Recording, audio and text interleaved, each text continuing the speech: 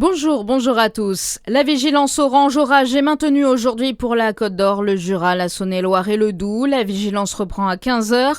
Des orages localement violents qui peuvent s'accompagner de rafales de vent entre 80 et 100 km/h et des chutes de grêle. Hier, une pluie de grêlons a touché Dijon et ses alentours. Des grêlons de la taille d'une balle de ping-pong sont tombés sur la ville. Un violent feu de forêt mobilise d'importants secours dans le massif du Morvan. Depuis hier 16h, les sapeurs-pompiers luttent contre les flammes sur le territoire de la commune de la Grande-Verrière en Saône-et-Loire.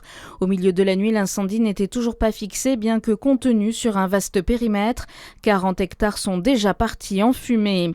C'est une réforme sociétale majeure, le fruit de 2 ans de débats parlementaires. Les députés ont définitivement adopté la proposition de loi créant un droit à l'aide à mourir en France.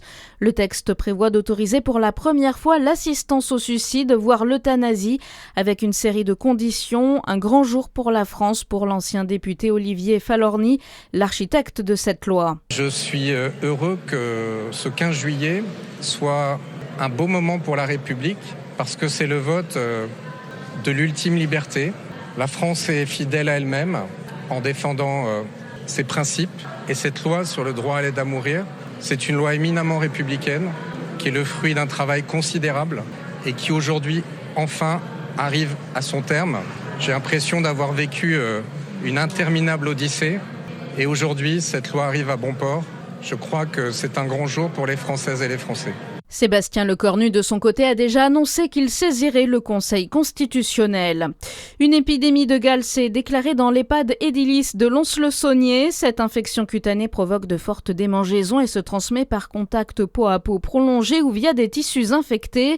11 cas étaient recensés chez les résidents ainsi qu'un salarié lundi dernier. Un traitement de 48 heures a été mis en place hier pour désinfecter méthodiquement l'ensemble des personnes et du bâtiment. L'opération sera renouvelée dans une semaine.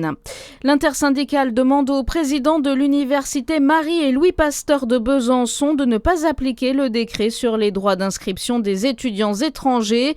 Il acte la fin des exemptions de frais de scolarité différenciés pour les étudiants non européens.